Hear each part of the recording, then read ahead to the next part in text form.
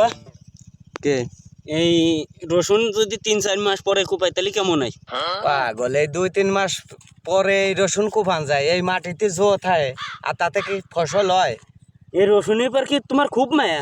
মায়া মহব্বত তো থাকবি, ফসলের পর মায়া মহব্বত না থাকলে সেই ফসল ফলান যায়। ফসল ফলাতে হলে, উন্নতি করতে হলে পারে ফসলের পর মায়া মহব্বত রাখতে হয়।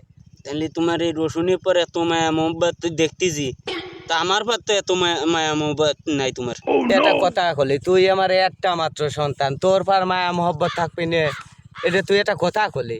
তাহলে আমার বিয়ে দিচ্ছ না কি কারণে?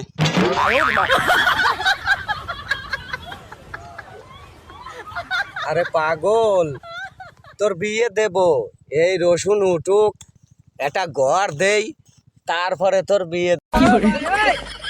কি রে, চলে যাচ্ছি নে? গরমাত দিয়ে নি, তারপরে আসি আছে রসুন কুপাবো না। ততদিনকে রসুন থাকবেন না, রসুন ততদিন নষ্ট হয়ে যাবেন না। ও, ততদিন রসুন থাকবেন না সেটা বুঝতেছো, আর ততদিন আমার যৌবন থাকবি। ভালোবাসা হাওলা বেশি ধাক্কারে তুই দিলি না, ভালোবাসা হাওলা বেশি ধাক্কারে তুই দিলি না।